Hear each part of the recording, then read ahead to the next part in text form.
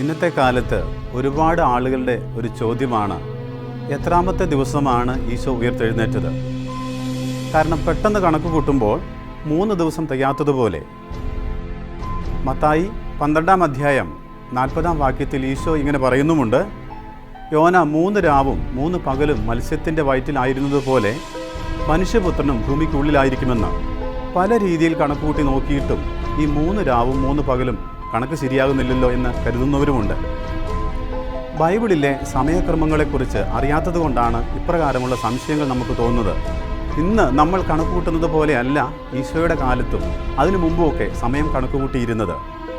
നമുക്ക് തോന്നുന്ന വിധത്തിലുള്ള സംശയം ശിഷ്യന്മാർക്കോ അക്കാലഘട്ടത്തിൽ യേശുവിൻ്റെ എതിരാളികൾക്ക് പോലുമോ ഉണ്ടായിരുന്നില്ല.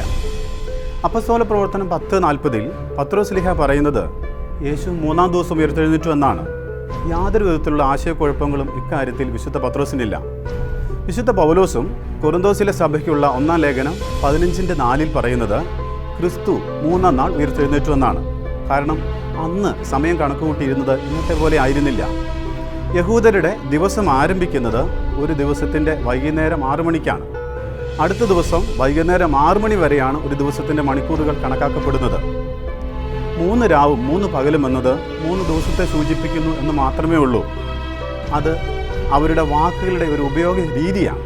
ചിലപ്പോൾ അവർ 3 രാവും 3 പകലും എന്ന് പറയുമ്പോൾ അതേ കാര്യം വീണ്ടും പറയുമ്പോൾ 3 ദിവസമൊന്നും മാറി മാറി ഉപയോഗിക്കുന്നതായി ബൈബിളിൽ ധാരാളം ഉദാഹരണങ്ങൾ കാണാൻ സാധിക്കും. സാമുവേലിൻ്റെ 1-ാം പുസ്തകം 30-ാം അധ്യായം 12-ാം വചനം പറയുന്നു, 3 രാത്രിയും 3 പകലും അവനൊന്നും തിന്നുകയോ കുടിക്കുകയോ ചെയ്തിട്ടില്ലായിരുന്നു. അടുത്ത വചനം പറയുന്നത് 3 ദിവസം മുമ്പ് എനിക്കൊരു രോഗം വന്നതിനാൽ എൻ്റെ യജമാനൻ എന്നെ ഉപേക്ഷിച്ചു എന്നാണ്. ഇവിടെ 3 രാവും 3 പകലും എന്നതും 3 ദിവസം എന്നതും മാറി മാറി ഉപയോഗിച്ചിരിക്കുകയാണ്. വീണ്ടും ഉൽപ്പത്തി 42-ാം അധ്യായം 17-ഉം 18-ഉം വചനങ്ങൾ ഇങ്ങനെ തന്നെ നമുക്ക് കാണാൻ സാധിക്കും. അവൻ അവരെല്ലാം 3 ദിവസം തടവിൽ പാർപ്പിച്ചു. 3-ാം ദിവസം ജോസഫ് അവരോട് പറഞ്ഞു. ഇവിടെയും 3 ദിവസം എന്നതും 3-ാം ദിവസം എന്നതും ഒരേ ആശയത്തിലാണ് ഉപയോഗിച്ചിരിക്കുന്നത്.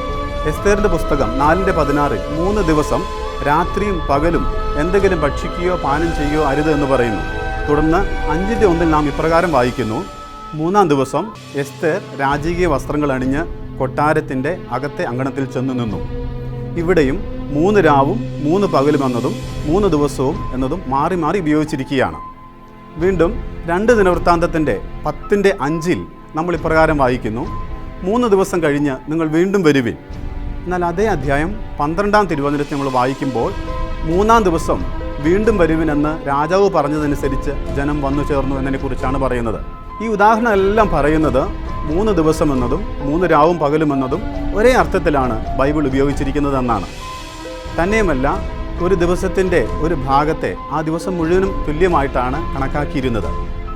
നമ്മൾ എറണാകുളത്ത് നിന്ന് ഡൽഹിക്ക് മംഗള എക്സ്പ്രസ്സിൽ പോയാൽ 3-ാം ദിവസമാണ് നമ്മൾ ഡൽഹിയിൽ എത്തിച്ചേരുക.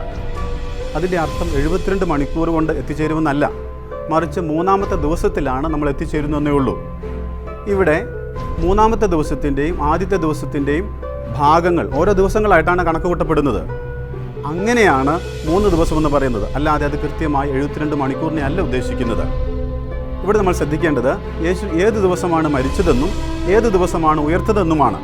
ഈശോയെ കുരിശിൽ തറച്ച സമയം സമാന്തര സുവിശേഷങ്ങൾ 3 പേരും ഒന്നുപോലെ പറയുന്നു, 9-ാം മണിക്കൂറായിരുന്നു, അതായത് 3 മണിക്ക്. യഹൂദരുടെ ദിവസം ആരംഭിക്കുന്നത് വൈകുന്നേരം 6 മണിക്കാണ് എന്ന് നമുക്കറിയാം. ഈശോ വെള്ളിയാഴ്ച 3 മണിക്ക് കുരിശിൽ മരിച്ചു എന്ന് പറയുമ്പോൾ വെള്ളിയാഴ്ച 3 മണി മുതൽ 6 മണി വരെ 1-ാമത്തെ ദിവസമായി വരുന്നു. വെള്ളിയാഴ്ച 6 മണി മുതൽ, അതായത് ശനിയാഴ്ചയുടെ ആരംഭം മുതൽ ശനിയാഴ്ച വൈകുന്നേരം 6 മണി വരെ 2-ാമത്തെ ദിവസം. ശനിയാഴ്ച വൈകുന്നേരം 6 മണി മുതൽ, അതായത് ഞായറാഴ്ചയുടെ ആരംഭം മുതൽ ഈശോ ഉയർത്തെഴുന്നേറ്റ സമയം വരെ 3-ാമത്തെ ദിവസമെന്ന് നമ്മൾ മനസ്സിലാക്കണം. വെള്ളിയാഴ്ചയുടെ വൈകുന്നേരത്തെ 3 മണിക്കൂറുകളാണ് 1-ാം ദിവസത്തിൽ വരുന്നത്. പിന്നീട് ശനിയാഴ്ചയുടെ മുഴുവൻ മണിക്കൂറുകളും 2-ാം ദിവസത്തിലും, അതിനുശേഷം ഞായറാഴ്ചയുടെ അതിരാവിലെ ഉയർപ്പ് വരെയുള്ള മണിക്കൂറുകൾ 3-ാം ദിവസത്തിലും വരുന്നു. അങ്ങനെയാണ് ഈശോ 3-ാം ദിനത്തിലാണ് ഉയർത്തെഴുന്നേറ്റതെന്ന് പറയുന്നത്. അല്ലാതെ അത് കൃത്യമായി 72 മണിക്കൂറുകളെ അല്ല ഉദ്ദേശിക്കുന്നത്. തൻ്റെ ഉദ്ധാനത്തെക്കുറിച്ച് പ്രവചിച്ചപ്പോഴെല്ലാം ഈശോ 3-ാം ദിവസമെന്നാണ് പറഞ്ഞത്, 3 രാവും 3 പകലും എന്നല്ല. അതായത് 3-ാം ദിവസമെന്നും 3 രാവും 3 പകലും എന്നതും വിശുദ്ധ ഗ്രന്ഥത്തിൽ പറഞ്ഞിരിക്കുന്നത് ഒരേ അർത്ഥത്തിൽ തന്നെയാണ്.